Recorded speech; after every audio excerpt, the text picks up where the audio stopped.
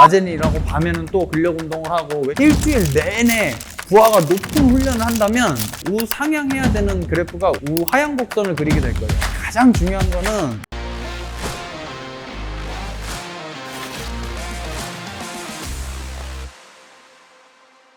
안녕하세요. 비어네슬리 강윤중입니다. 오버트레이닝, 과도한 훈련의 사전적 정의는 트레이닝과 회복이 불균형으로 인한 내 몸의 피로 상태 혹은 퍼포먼스 감소 상태를 얘기를 합니다.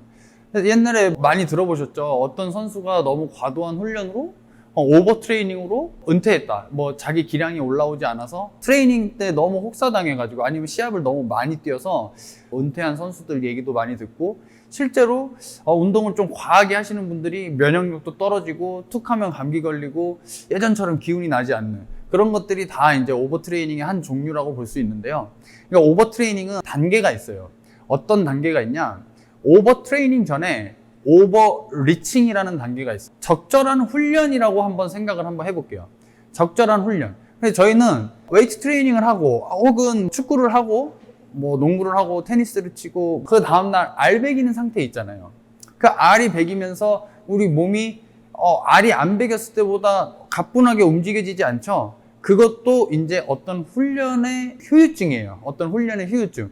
그 상태. 근데 알이 풀리고 나면 근데 다시 이제 자유롭게 움직일 수 있죠. 내가 수일 내에, 그러니까 며칠 안에 내 훈련으로 인해 피로했던 내 몸이 그게 정신적으로나 아니면은 신체적으로나 그 훈련에 지쳐있던 내 몸이 며칠 내에 회복되는 트레이닝의 양, 그거를 이제 저희가 이제 오버리칭이라고 얘기를 해요. 기능적인 적절한 훈련이라고 이제 얘기를 하는데 과해지게 되면은 기능적이지 않은 너무 과도한 훈련이 돼버리는 거예요. 너무 과도한 훈련이 되면 이거는 며칠 안에 제 몸이 회복이 되지 않습니다. 길게는 몇 주, 길게는 몇 달이 갑니다. 그 다음에 이제 완전히 오버트레이닝, 과훈련 증후군이 돼버리는 경우는 자기의 퍼포먼스 기량이 몇 년 동안 돌아오지 않는 경우도 있습니다. 그래서 그것들을 이제 저희가 이제 오버트레이닝 신드롬 해가지고 과훈련 증후군이라고 얘기를 해요. 우리가 적절한 훈련을 하기 위해서 회복이 되게 중요한데 그러면 그 훈련 후에 우리 몸에 나타나는 현상을 잘 이해를 하셔야 돼요. 우리는 훈련을 하든 훈련을 하지 않든 항상 우리 몸에서 아나볼릭, 동화작용과 카타볼릭, 이화작용이 동시에 일어나고 있어요. 그러니까 동화작용은 뭐냐? 우리 몸에 합성을 계속 재생, 합성을 일으키는 것들이고 카타볼릭, 이화작용은 우리 몸의 한 군데를 계속 부수는 거예요. 카타볼릭과 아나볼릭이 계속 싸우고 있는 거예요. 근데 우리가 어렸을 적에 성장기 때는 카타볼릭, 그런 갉아먹는 부스러뜨리는 애들보다 아나볼릭, 동화작용, 세포 재생을 촉진시키고 세포 합성을 하고 이런 작용들이 훨씬 더 많으니까 우리가 성장을 하게 되는 거죠. 그리고 어느 순간 카타볼릭의 양이 아나볼릭의 양보다 훨씬 더 커지게 될 때 우리는 이제 노화가 시작됐다라고 얘기를 해요. 그러면 저희가 운동을 하면 지금 이 그래프를 보시면 알겠지만 운동을 하면 위에 있는 그래프가 이제 동화작용이고 밑에 있는 그래프가 이화작용이라고 생각을 하시면 돼요. 운동을 하고 나면 이화작용이 급격하게 일어나요. 위의 그래프와 밑에 그래프를 그 합친 양이 가운데 그래프인데 총량이라고 써져 있는데 그 총량이 이화작용이 훨씬 많으니까 우리 몸이 24시간 내에는 동화작용도 일어나지만 근육의 합성, 세포의 재합성, 재생 이런 것도 일어나지만 그 부수는 작용이 훨씬 더 많다라는 거예요. 24시간이 지나가면 이화작용이 줄어들고 동화작용은 조금 그런 대로 좀 유지가 되면서 결국엔 우리 몸이 이화작용보다 동화작용이 훨씬 더 많아지면서 우리 몸에 단백질 합성 혹은 재생 이런 것들이 훨씬 더 많이 일어나게 된다는 거죠. 그러면 우리가 운동을 하면 어쩔 수 없이 이 과정이 일어나게 돼 있어요. 동화작용과 이화작용을 보셨는데 그러면 동화작용을 빠르게 촉진시켜서 동화작용 때 우리가 잘 회복을 시키고 나서 이제 운동을 해야지 이화작용을 조금이라도 줄일 수가 있는 거예요. 근데 적절한 회복이 일어나지 않으면 계속 이화작용이 더 센 상태에서 운동을 계속하고 또 운동을 또 하면 운동한 순간 그 이후부터는 계속 동화작용이 이화작용을 이길 수가 없는 상태가 돼버리는 거거든요. 그래서 우리 몸이 회복도 안 되고 이 그래프를 이해하셔야 돼요. 우리 몸이 운동을 시작한 순간부터 운동을 끝내기 전까지 우리 몸은 계속 피로해져요. 계속 피로해지다가 우리 몸이 운동을 끝낸 순간부터, 그러니까 트레이닝이 끝난 순간부터 우리 몸은 회복을 시작합니다. 회복을 시작하면서 그 떨어졌던 이 그래프가 회복을 시작하면서 점점 올라갔죠. 점점 올라가다가 저희가 적절한 휴식을 적당량 주면은 그 회복을 하면서 내가 원래 갖고 있던 이 베이스라인보다 살짝 올라가서 회복을 하게 돼요. 그거를 저희가 슈퍼 컴펜세이션, 한글로는 초과 보상이라고 얘기를 해요.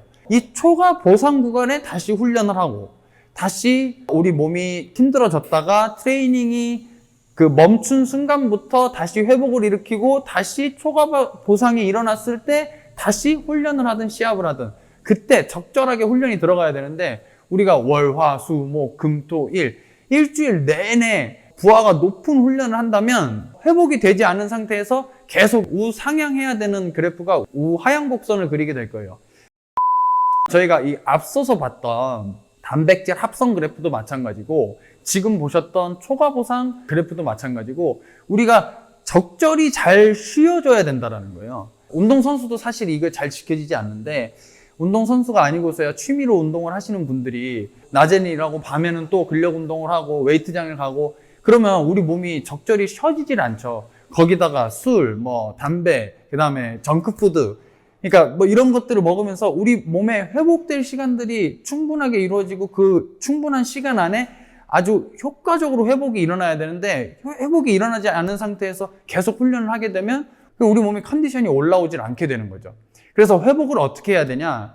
운동선수들 뿐만 아니라 많은 연구가 얘기하는 게 회복의 가장 중요한 거는 수면과 영양이라고 얘기를 해요. 결국엔 잠자는 시간대 잘 자고 훈련 직후뿐만 아니라 훈련 이후 24시간, 48시간 동안 영양 보충을 잘 해줘야 된다는 거죠. 우리 몸이 적절히 회복됐을 때 우리는 우상향 그래프, 우리 몸이 컨디션이 조금 더 올라와서 훨씬 더 강한 힘을 낼 수 있고 그런 훈련들이 쌓이고 쌓여서 우리 몸에 적응이 일어나서 우리가 예전보다 강해질 수 있고 예전보다 빨라질 수 있고 예전보다 건강해질 수 있는 겁니다. 운동을 쉬면 너무 근손실이 일어난다라고 하면서 너무 근육의 그 양에 너무 집중하지 말아주시고 근육의 기능에 조금 더 포커스를 맞추는 게 좋을 것 같아요. 제가 이전에 시청자 Q&A 시간에도 간단히 말씀드렸지만 우리 몸은 우리 그 어떤 능력이 장착됐을 때 우리 몸에서 머무르는 기간이 있어요. 잔여 효과라고 얘기를 하는데 잔여 효과가 생각보다 깁니다. 잔여 효과를 간단하게 한번 살펴보자면 유산소성 지구력 이렇게 해가지고 그 유산소 능력이 보통 우리 몸에 한번 훈련이 돼서 장착이 된다면 그게 보통 30일 플러스 마이너스 5일 정도 간다라고 얘기를 해요.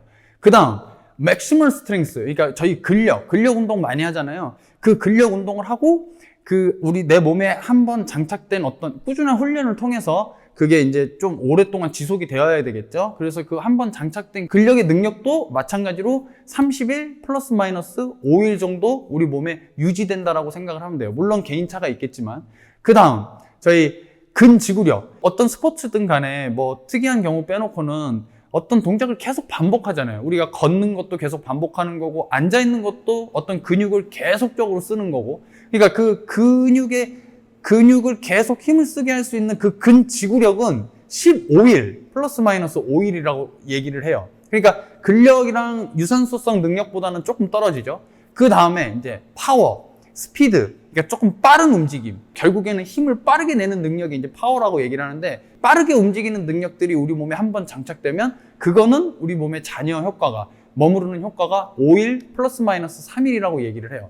그렇게 따지면 우리가 며칠 하루 쉰다고 근손실이 일어나 이게 아니라 하루를 잘 쉬면 쉴수록 우리 몸에 오히려 근육만 생각한다면 근육이 더 단백질 합성도 잘 일어나고 적절한 영양과 수면으로 훨씬 더 좋은 효과를 기대할 수도 있다는 거예요. 그리고 우리 몸이 그런 훈련을 했을 때 떨어진 컨디션이 쉬지 않으면 우리 몸이 컨디션이 올라오지 않아서 다음에 제대로 된 퍼포먼스를 낼 수 없으니까 잔여 효과들도 한번 보시고 우리가 매일매일 훈련을 하지 않아도 지금 내 몸에서 근육이 빠져나가는구나 라고 그렇게 걱정하시지 않으셔도 상관은 없을 것 같습니다. 근육의 기능, 신체 능력을 생각하셔가지고 훈련을 짜보시면 우리가 적절하게 쉬고 적절하게 운동할 수 있는 타이밍을 잘 맞출 수 있지 않을까 생각이 됩니다. 다음에 꼭 기회가 된다면 제가 잘 쉬는 방법, 잠은 어떻게 자야 되는지, 그 다음에 영양은 어떻게 보충을 해야 되는지 현재 필드에서 유명한 교수님을 모시고 한번 콜라보하는 자리를 만들어 볼 테니까요. 제 영상에 많이 관심 가져주시고 제 영상 많이 봐주시면 다음에 꼭 기회 한번 만들어 보겠습니다. 네, 감사합니다.